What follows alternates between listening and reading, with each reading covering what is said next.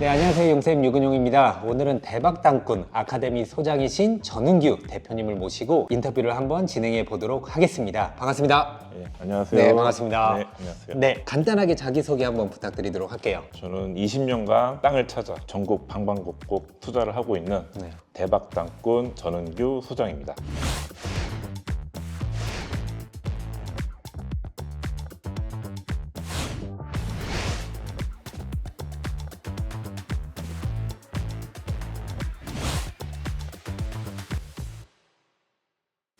반갑습니다. 감사합니다. 네, 제가 전은규 소장님을 뵀던 게 거의 뭐 한 10년 전에 네. 뵀었던 것 같아요. 네. 그때 강남에서. 네, 맞습니다. 그때 당시 제가 운영했었던 독서 모임에도 네. 참여를 해주셔서 네, 네. 인연이 되고 제가 또 특강도 이렇게 들었었던 기억이 아, 있습니다. 네. 세월 정말 많이 그러니까 흘렀네요. 너무 시간이 빨리 가는 거. 네, 닉네임이 네. 대박땅꾼이잖아요. 네. 대박땅꾼이라는 닉네임을 짓게 된 어떤 계기가 있으신가요? 제가 검색을 해봤을 때 네. 땅을 12만 평 정도 네. 보유를 하고 계시다. 어마어마하신데 네, 네. 단순하게 제 땅으로 대박을 내고 싶어서 대박 땅꾼이었는데 그 닉네임을 잘 정한 거는 한번 들으신 분은 잘 안 잊어버리시고 네. 그리고 좀 오해하시는 거는 제가 땅꾼이라고 하니까 이제 뱀장수인 줄 알고 아하. 오해하시는 분들이 생각보다 많더라고요. 네. 근데 뭐 이미 만들어진 거 바꿀 수 없으니까 네. 계속 지금 밀고 가고 있습니다. 너무 대박땅꾼이라는 닉네임이 정말 뇌리에 딱 각인도 잘 되고 네네. 예, 잊혀지지 않고 네. 너무 잘 아, 지어주신 예. 것 같습니다. 감사합니다.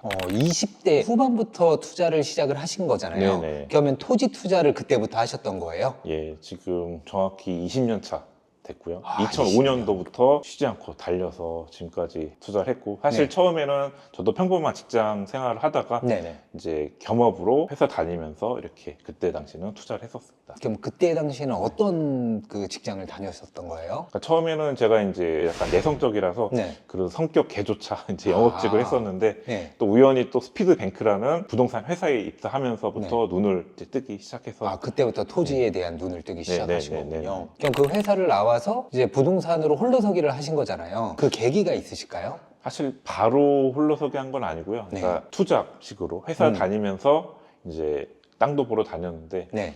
그 땅을 투자하는 게 오히려 월급보다도 더 많은 수익을 내고 하다 보니까 네. 이 회사 생활 이 시간에 하나라도 땅 보는 게 저한테는 이득이더라고요. 그래서 그런 잠깐 매너리즘에 빠지고 있었는데 네. 또 그때 당시 저희 아버님이 땅 관련된 책을 주셨는데 좀 저한테는 큰 인생의 전환점이 된 것 같습니다. 제 고향이 이제 충청도 서산인데요. 네. 그 책에 서산이 돈이 된다. 딱 그 한 줄 그 문구 하나가 저희 인생을 바꿨다 생각하고 그때부터 이제 시작하게 됐습니다.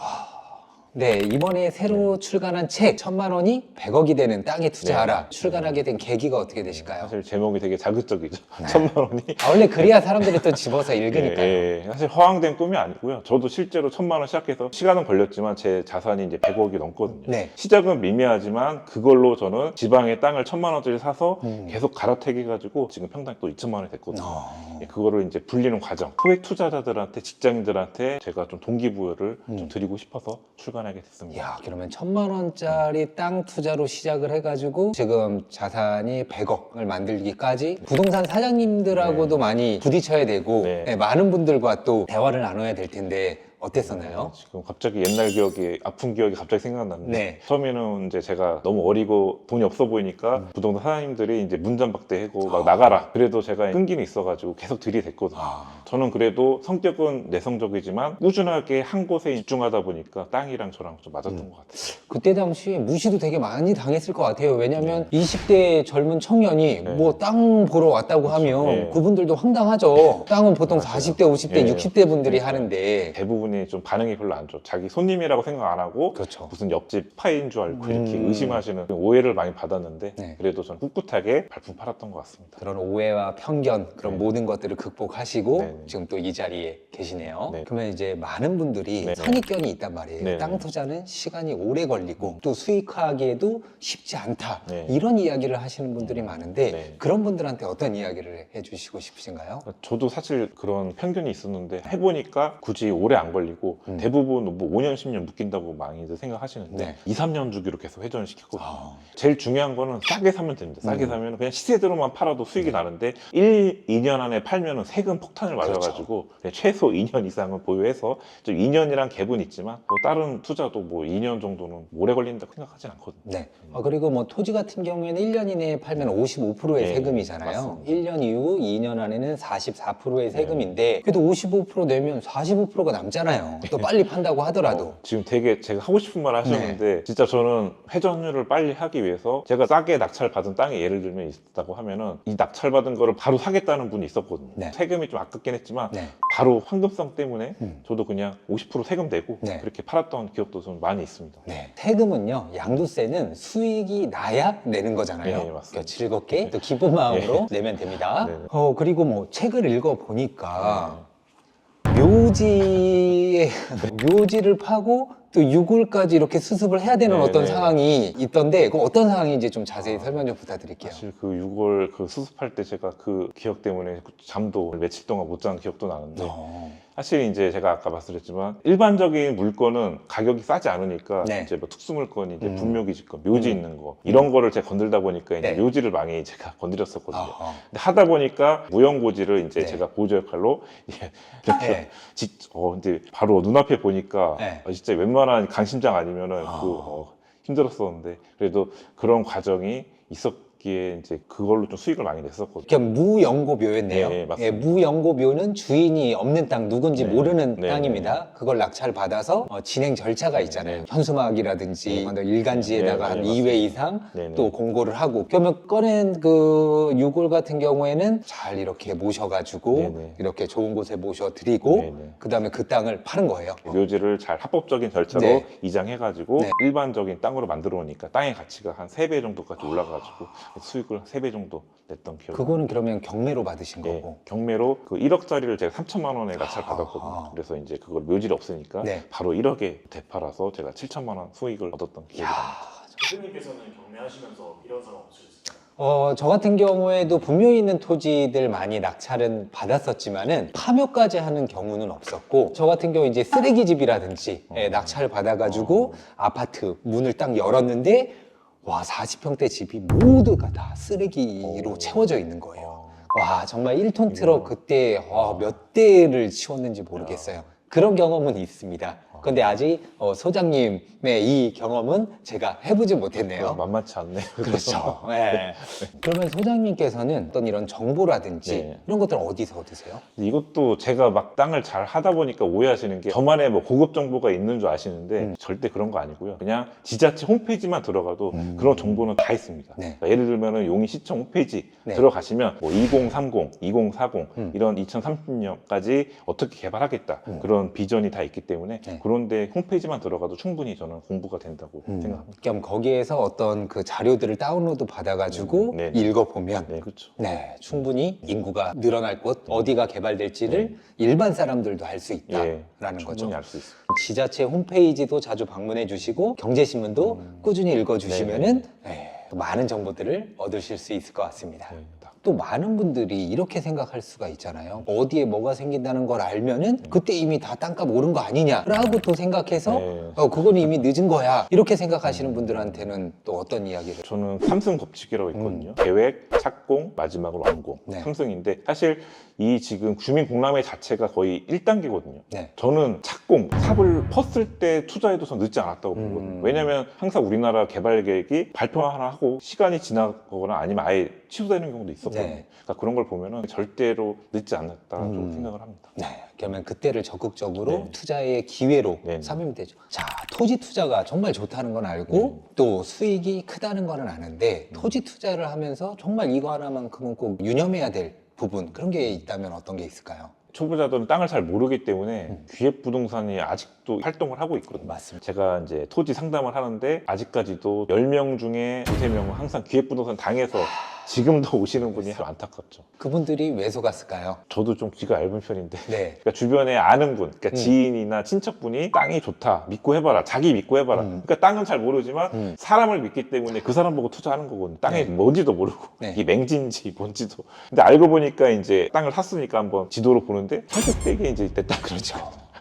좀 이상하다. 이제 부동산에 딱 전화해보면 이거 이제 못 판다. 네. 당했다. 그러면 이제 사실 그거 그 땅 대대손손 네. 물려줘야 될 땅일 수도 있거든. 그게 진짜 시세보다도 거의 뭐 4-5배 이상으로 사는 건 또 기본이잖아요. 10배, 20배까지도 네. 받습니다. 제 수강생분이 네. 자기도 예전에 기획부동산에서 속았다. 네, 네. 땅 좀 한번 봐줘라. 이거 해결이 가능했겠냐. 네. 한번 주소 보내주세요. 등기부 등본을 떼보려다가 달았어요. 왜냐면 공유자가 600명이에요. 와, 좀 진짜 어마어마하더라고요. 네. 여러분들 절대 당하시면 안 됩니다. 왜 당해요? 모르니까. 네, 또 욕심에 과욕 이런 것들 내려놓으시고 실력을 기르셔야 네. 사기꾼한테 안 당합니다. 자, 그러면 토지 같은 경우에는 네. 일반 사람들이 생각할 때 돈이 많이 있어야 된다고 네. 생각을 하잖아요. 네. 책을 보면 이제 500만 원, 평당 뭐 10,000원, 2만 원짜리 땅들이 아직도 많다라고 했는데 이거 진짜 맞는 건가요? 예, 500만 원짜리는 아직도 있는 거 맞고요. 네. 물론 그것도 개발 호재가 있는데도 500만 원짜리 땅이 있습니다. 네. 아직도. 물론 이제 지방으로 비수도권으로 가셔야지 그게 가능하고요. 평당 1, 2만 원은 많진 않지만 특수물건 하자가 있는 물건이면 평당 진짜 10만 원도 안 되는 금액으로 싸게 살 수 있는데 중요한 거는 이 하자를 풀 수 있는 공부를 많이 하셔야 됩니다. 맞습니다. 묘지도 옮길 수 있는 능력이 있어야 되고 네. 법주 지상권이 있는 것도 해결을 할 수 있고 저는 일부러 공유지분만 봤거든요. 지분은 네. 잘 아시겠지만 그걸로도 이제 수익을 낼 수 있는 방법들이 많기 때문에 네. 일단 공부를 좀 많이 하셨으면 좋겠습니다. 네. 배워야 됩니다. 예, 배우지 않고서 뭔가 잘할 수 있는 거는 아무것도 네, 네, 없다고 생각을 하거든요. 네. 네, 지금 소장님께서 네. 지금 오랜 기간 또 투자를 해 오셨잖아요. 네. 근데 2024년에 있었던 소식이 뭐 세 손가락 안에 꼽힌다라는 네. 어떤 이야기가 있는데 네. 그게 어떤 건가요? 가장 최근을 좀 역사를 보면은 코로나도 그렇고 사실 LH 사태 다들 아시죠? LH 사태를 겪으면서 농지 시장이 완전 죽었었거든요. 그렇죠. 규제를 농지증 안 나오게 막 내지는 맞습니다. 하다 보니까 그나마 이제 정부에서 완화 정책 쓴 게 올해 농업진흥구역 해제. 저는 그 소식을 듣고 충격을 받았거든요. 지금 해제가 됐나요? 해제를 하고 있습니다. 물론 이제 수도권이 아닌 비수도권 위주로 먼저 해주고 있고요. 네. 수도권에서도 이제 일부 절대농지는 풀어주고 있는 추세거든요. 음. 예를 들면 10,000평 이하의 절대농지는 지금 풀어주고 있고 앞으로 조금 면적을 더 늘린다고 하니까요. 음. 개발지 인근의 절대농지는 풀리는 추세니까 그런 걸 좀 생각해 보셨으면 좋겠습니다. 네, 오늘 소장님을 만나면서 네. 굉장히 많은 또 인사이트와 자극을 얻고 있어요. 저도 토지 투자 정말 좋아하는 거 아시죠? 당장이라도 뛰어가서 소장님이 아까 이야기해 주신 그런 지역들 임장을 하고 싶은 마음입니다. 자, 그럼 마지막으로 우리 소장님의 어떤 앞으로의 목표, 네. 꿈 그런 게 있다면 어떤 게 있을까요? 사실 제가 이제 100만 평까지 만드는 게 꿈이거든요. 그 이유는 제가 이제 제 책에도 써놨지만 네. 제 꿈이 5년, 10년 뒤에 제 땅으로 저는 활용을 하려고 하고 있어요. 예를 들면은 제가 이제 운동을 좋아하다 보니까 뭐 축구장을 만들던 테니스장 만들 예, 수도 테니스장, 있고. 뭐 네. 골프장, 그러니까 야외 스포츠 시설을 좀 저렴하게 사용할 수 있게끔 제가 비전을 그리고 있습니다. 저도 운동 정말 좋아하니까 저도 꼭 그때 불러주세요. 모시겠습니다. 알겠습니다. 네, 오늘 출연해 주셔서 정말 감사드리고요. 그리고 시청해 주신 우리 구독자분들 모두 감사드리고요. 다음에 더 좋은 컨텐츠로 만나 뵙도록 하겠습니다. 감사합니다. 감사합니다.